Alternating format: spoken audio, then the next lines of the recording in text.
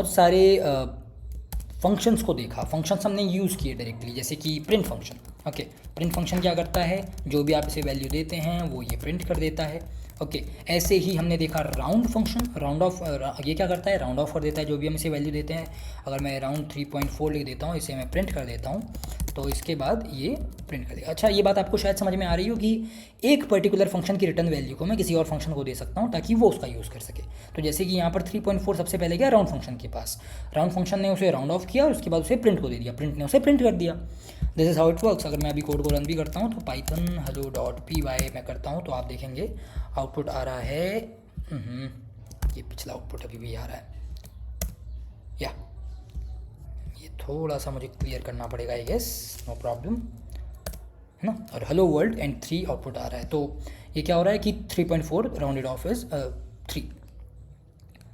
Fine, अब आगे बढ़ते हैं और मैं एक चीज़ समझना चाहता हूँ कि ये फंक्शंस जो बने हुए थे, ये फंक्शंस पहले से सिस्टम डिफाइंड फंक्शंस हैं। अगर ये सिस्टम डिफाइंड फंक्शंस हैं मतलब कि पहले से ही प्री डिफाइंड है, मतलब जिसने पाइथन डेवलप किया उन्होंने पहले से हमें बना के दिए ताकि हम डायरेक्टली यूज़ कर पाएँ। लेकिन क्या हम अपने खुद के फंक्शंस बना भी सकते हैं? क्या हम अपने खुद के फंक्शंस को डिफ़ाइन कर सकते हैं? बिल्कुल कर सकते हैं। पाइथन और बाकी सारी लैंग्वेजेस हमें ये फंक्शनैलिटी ज़रूर देती है कि हम अपने फंक्शंस खुद बना सकते हैं, लेकिन उसका क्या यूज़ है वो भी समझ में आएगा।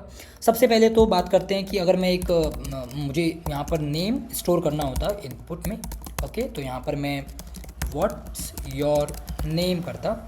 Okay, I am sorry for the ambient noise guys, seriously I will work on that, I will fix that soon, but अभी के लिए please adjust with that. Okay, name यहाँ पर मैंने इनपुट किया और उसके बाद मैंने प्रिंट किया, एक और गाड़ी गुजर गई प्रिंट एफ हेलो, और उसके बाद मैं यहाँ पर नेम लिख देता हूँ एंड सिंपली ये क्या करेगा, जो भी नेम आएगा यूज़र से उसको ये प्रिंट कर देगा, है ना। तो यहाँ पर मैं देव लिख देता हूँ और देव, हेलो देव यहाँ पर प्रिंट हो जाएगा। Fine, nice. अब अगर मैं चाहूँ तो मैं एक ऐसा फंक्शन में अज्यूम करता हूँ, मैं ऐसा सिर्फ अज्यूम करता हूँ कि जिसका काम रहेगा, जैसे कि यहाँ पर मैं लिख देता हूँ सिर्फ हेलो, उसका नाम रहेगा से हेलो, है ना, से हेलो, वो इस फंक्शन का नाम रहेगा। अब जैसे अभी तक आपने सारे फंक्शंस लिखे हुए हैं वैसे ही ये फंक्शन भी लिखा जाएगा।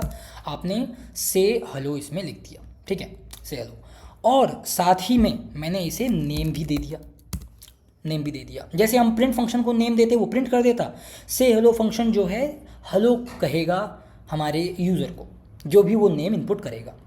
क्या ये बात सही है? बिल्कुल।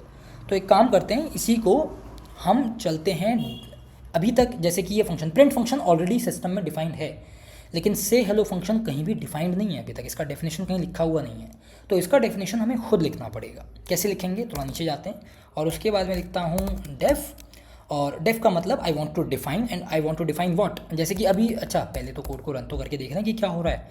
कोड जैसे ही मैं रन करूँगा उसके बाद मैं अपना इनपुट दूंगा देव, और उसके बाद ये कहेगा नेम एरर, नेम से hello is not defined. Simply से हेलो आपने कहीं डिफाइन ही नहीं किया, इसका क्या सेंस बनता है उसे नहीं पता। और दूसरी बात आपने एक चीज़ नोटिस की होगी, इसने शुरुआत में एरर नहीं दे दिया, पहले इसने नाम पूछा और उसके बाद इसने एरर दिया। क्यों? क्योंकि पाइथन एक स्क्रिप्टिंग लैंग्वेज है, ये लाइन बाय लाइन चलती है। अगर पहली लाइन में इसे कोई दिक्कत नहीं लग रही है तो उसे चला देती है, दूसरी लाइन में इसे एरर आती है तब जा करके बोलेगी। ओके फाइन, तो यहाँ पर अब बारी आती है से हेलो को डिफाइन करने की। तो let's define it, define def, okay, और उसके बाद से हेलो, और यहाँ पर मैं लिखूँगा नेम। नेम क्यों? नेम क्योंकि ये एज एन आर्ग्यूमेंट लेगा। मैं ये बताना चाह रहा हूँ इस फंक्शन को कि आपके पास नेम एज एन इनपुट आएगा, नेम, ओके, डेफिनेशन के टाइम पर ही बता दे रहा हूँ। और जब मैंने बता दिया उसके बाद मैं यहाँ पर कहूँगा प्रिंट हेलो, और उसके बाद मैं यहाँ पर नेम डाल सकता हूँ, बस शुरुआत में मुझे एक एफ लगाने की ज़रूरत है। Okay, and let's run this code now. अगर मैं इस कोड को रन करता हूँ तो लेट्स सी व्हाट हैपन्स। मैंने देव लिखा, अभी भी कह रहा है कि से hello is not defined. It is defined, right, ये मैंने पहले ही डिफाइन कर दिया है। तो अब क्या प्रॉब्लम है? द प्रॉब्लम जो अभी मैंने थोड़ी देर पहले लाइन बोली वही लाइन दोबारा एप्लीकेबल हो जाती है कि ये कोड जो है ये ऊपर से नीचे चलता है, टॉप टू बॉटम चलता है, और इस वजह से इसने पहले देखा कि आपने इस फंक्शन को यूज़ कर लिया है और डेफिनेशन इसका अभी तक मिला ही नहीं है। तो ये कैसे मान ले कि आपने आगे डिफाइन किया होगा, क्योंकि ये तो एक स्क्रिप्टिंग लैंग्वेज है।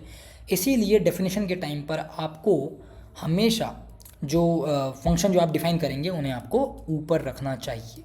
डेफिनेशंस हमेशा ऊपर रहेंगे, ओके, डेफिनेशंस हमेशा ऊपर रहेंगे और कॉलिंग्स हमेशा नीचे रहेंगी।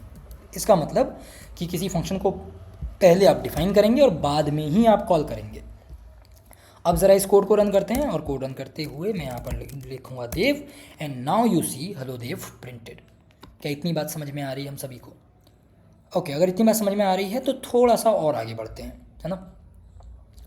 हम आगे बढ़ें और एक चीज़ और नोटिस करेंगे कि हमें इस फंक्शन में और फंक्शनैलिटीज़ भी ऐड करने की ज़रूरत पड़ सकती है। जैसे कि भाई यूज़र ने कोई इनपुट दिया ही नहीं, तो उस केस में क्या होगा? जैसे कि लेट्स से यहाँ पर मैं एक ऐसा फंक्शन कॉल, जैसे से हेलो फंक्शन है, मैं से हेलो फंक्शन को एक बार तो मैंने नेम से कॉल किया और एक बार मैंने किया से हेलो को बिना किसी आर्ग्यूमेंट के कॉल, मैंने सिर्फ से हेलो को कॉल कर दिया। तो उस केस में तो ये एरर दे देगा। आप समझें कैसे? क्योंकि भाई से हेलो का जब मैं डेफिनेशन लिख रहा था, जब मैं डिफाइन कर रहा था, मैंने तभी से बता दिया था कि आपके पास एक आर्ग्यूमेंट एज अ नेम आएगा, लेकिन अगर वो नहीं आ रहा है तो क्या करना है इसे नहीं पता। तो इसीलिए कोड को रन करते हैं, मैं यहाँ पर देव डालूंगा और आप देखेंगे हेलो देव प्रिंट हुआ है इस लाइन में, ये रहा हेलो देव प्रिंट हुआ है। लेकिन उसके बाद ये यहाँ पर इसको एरर आ गया कि भाई missing one required positional argument, कि ये तो एक्सपेक्ट कर रहा था कि आर्ग्यूमेंट आप भेजेंगे लेकिन आया ही नहीं। तो ऐसे केस में हम क्या कर सकते हैं, यहाँ पर जो नेम है ना, इसमें हम एक डिफ़ॉल्ट आर्ग्यूमेंट पास कर सकते हैं। डिफ़ॉल्ट आर्ग्यूमेंट वो होता है कि जब कोई आर्ग्यूमेंट ना आ रहा हो तो आप बाय डिफ़ॉल्ट इसको ले लो। और कैसे कर सकते हैं? नेम इक्वल्स, और यहाँ पर मैं लिख सकता हूँ वर्ल्ड, ओके। और इसका क्या मतलब है कि भाई अगर यूज़र ने अपना नाम दे दिया तो ठीक, नहीं तो मैं वर्ल्ड को हेलो कर दूंगा, ओके। तो यहाँ पर मैं देव इनपुट देता हूँ and hello Dev hello world. This time मैंने कोई भी आर्ग्यूमेंट नहीं दिया था, लेकिन इसने अपने आप ही देख लिया कि जब मेरे पास नेम आया ही नहीं है तो इसने डिफ़ॉल्ट आर्ग्यूमेंट को ही यूज़ कर लिया, ओके, नाइस। इसके अलावा सिर्फ इतना सही काम नहीं है, मैंने कहा था कि फंक्शंस की अपनी एक रिटर्न वैल्यू भी होती है, उसको भी यूज़ करके देख लेते हैं, ठीक है। हम अपना एक फंक्शन बनाते हैं जो कि क्या करेगा, वो स्क्वायर निकालेगा किसी भी गिवन नंबर का। अगर किसी भी नंबर, तो डिफाइन करते हैं, डिफाइन करते हुए उसका नाम है स्क्वायर, ओके। और उसमें एक नंबर जाएगा, तो नंबर जाएगा तो उस नंबर को अभी के लिए हम एक्स बुला देते हैं, ठीक है। नंबर गया एक्स, और उसके बाद ये क्या करेगा, उसका स्क्वायर देने के लिए, तो स्क्वायर उसका होगा x into x, is that it? Yes, यही तो होगा हमारा एक्स स्क्वायर। और ये जो वैल्यू है इसको मैं कहीं पर स्टोर कर सकता हूँ जी में, और उसके बाद मैं रिटर्न कर सकता हूँ जी को, सिंपल, दैट्स इट। आप देखेंगे यहाँ पर अगर मैं बाद में कॉल करता हूँ अपने किसी फंक्शन को, मतलब इसी फंक्शन को मैं कॉल करता हूँ और मैं कहता हूँ कि भाई प्रिंट स्क्वायर ऑफ 4, अगर मैं 4 का स्क्वायर प्रिंट करने को कह रहा हूँ तो क्या होगा, स्क्वायर फंक्शन के पास जाएगा, वैल्यू जाएगी 4 और एक्स में स्टोर हो जाएगी, 4 इंटू 4 मिलेगा जी में और जी रिटर्न हो जाएगा और वही मेरे को प्रिंट हो जाएगा। कोड रन करते हैं और कोड रन करते ही हम देख रहे हैं 4 into 4 is 16 obviously, nice, okay. Now the thing is, एक बहुत कॉमन सी प्रैक्टिस है प्रोग्रामिंग वर्ल्ड में, वो ये है कि हम कभी भी जो प्रोग्राम का मेन काम होता है उसे हम नीचे नहीं लिखते, हम सबसे ऊपर लिखते हैं। इसका मतलब है मैं चाहता हूँ कि ये सबसे ऊपर ही लिखा जाए, ये बाय डिफ़ॉल्ट एक नेचर होता है। मैं बताता हूँ इसका रीज़न क्या है। कल जाकर के अगर आपको स्क्वायर के अलावा क्यूब का भी एक फंक्शन बनाना पड़ा तो फिर वही, जैसे कि मैं अभी वापस ऐसे नीचे अगर लेके जाऊँ, अगर मुझे क्यूब का फंक्शन बनाना पड़ा तो फिर वही बात कि यहाँ पर क्यूब एक्स और इसके बाद G equals x into x और उसके बाद रिटर्न जी, ओके, मैं ये कर सकता था। लेकिन आप फिर देखेंगे ये प्रिंट नीचे चला जाता ही रहा है, और जनरली हमारा यही मेन काम है। जब ये मेन काम है तो आपको याद होगा बाकी लैंग्वेज में, जिन्हें नहीं भी पता है उनके लिए बता दूँ, बाकी लैंग्वेज में हम लोग मेन फंक्शन डिफाइन करते हैं क्योंकि वहाँ पर डिफाइन करना पड़ता है, वहाँ ऑप्शन नहीं है। यहाँ पर ऑप्शन है लेकिन हमें तब भी डिफाइन करना चाहिए, that's a good practice. How, मैं इसको सबसे ऊपर लेके जाऊँगा ताकि मेरा मेन काम सबसे ऊपर ही रहे, जो मुझे मेन मेरा पर्पस है इस कोड का, और मैं उसे एक मेन फंक्शन के अंदर डिफाइन कर दूँगा, ओके, मेन फंक्शन के अंदर डिफाइन कर दूँगा, राइट।